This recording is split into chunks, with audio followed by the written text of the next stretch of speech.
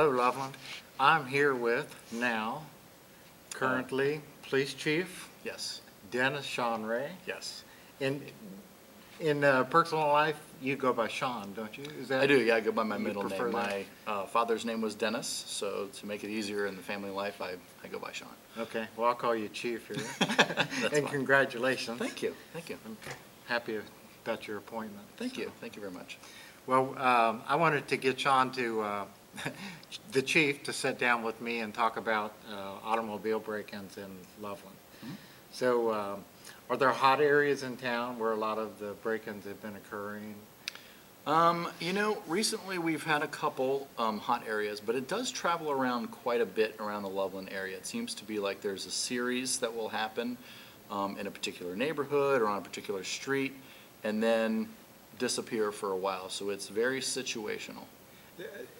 If it's situational, it's probably different people? No, typically what we find is it's the same person. They will hit a series of cars on a particular street or in a particular neighborhood for a short period of time, and then we'll stop. Okay. And it seems, from my perspective, that there's been an increase within 6 months. Is that, have you seen that also? We have seen an increase in vehicle break-ins in the last 6 months or so, yeah, certainly the beginning of 2016. So before we get to talking about why, I really specifically want you to tell viewers what they can do, what they should be doing in terms of how to protect themselves, how to report those crimes and so forth, how to help catch people. Right. So, Good question. We get this question a lot, and one of the first things that I always tell people is be aware. Be aware of your surroundings. Be aware of people around you at all times, cars that go on your street. You know, you guys are the best witnesses to know who belongs on what street, who's usually there, who's not usually there.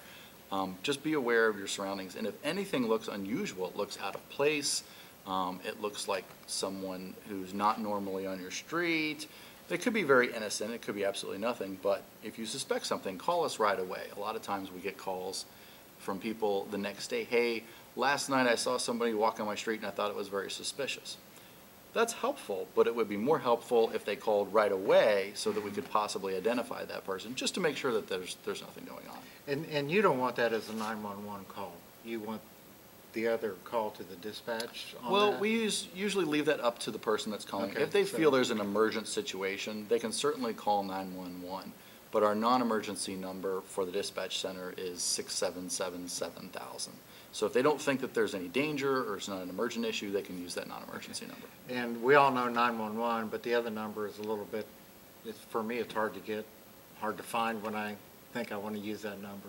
And then Yep. I hesitate. But with technology these days, it's really easy just to program that right in your phone. You don't even have to remember it. You can just program in the phone as police, because everybody's going to remember 911. But if you just have a police contact, then it goes right to dispatch center.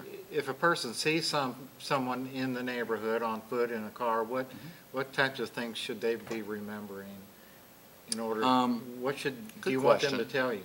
Yeah, absolutely. I mean, provide as much information as you can about what the person looks like, how they might be traveling, if they're on foot, if they're in a car, and what kind of activities specifically that they're doing. We got a lot of people call and say, well, this person was acting suspicious.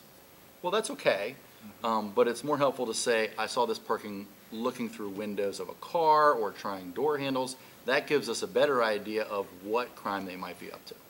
And what should people do physically around their home, around their automobile?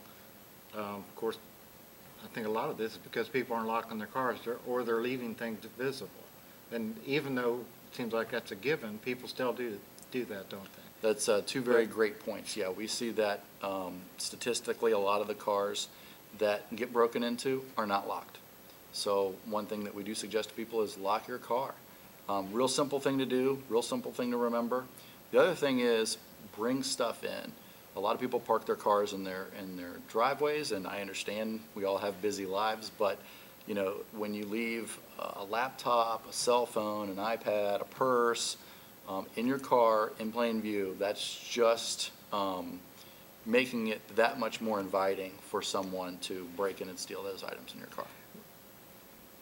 Given that there has been an increase, would you encourage people to be leaving lights on, perhaps installing lights Lighting is around their house? a great choice as near their well. automobile? We love lights because it allows us, especially at night, to see up your driveway, to see around your car, to see around your windows, just to make sure that there aren't people hiding up there. And I suppose a lot of this happens when there's access to a backyard, where they can hide in the backyard and then come into a yard.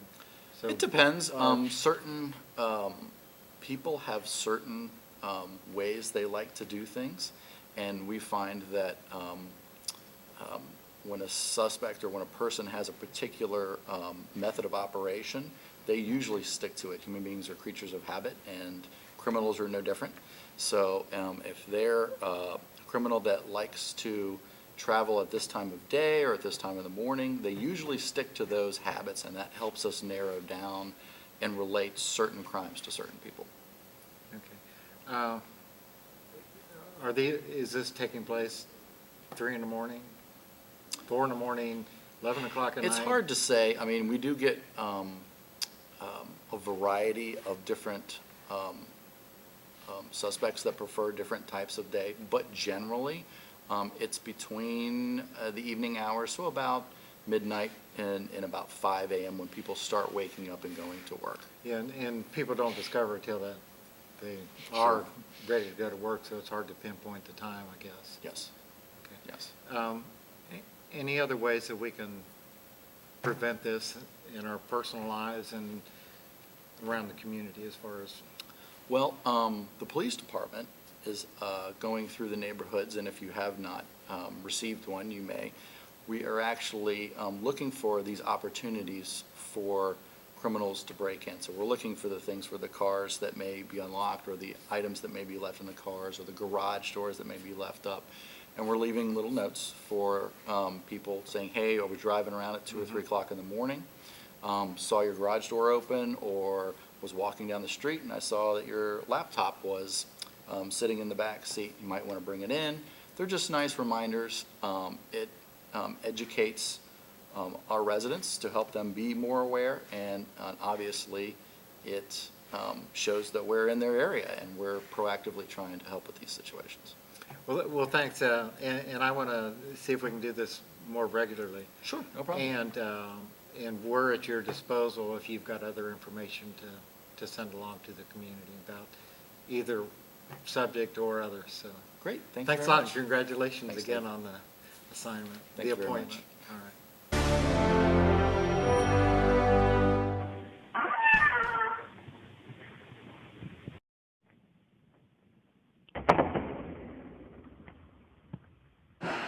Now we're cooking with gas. Here we are.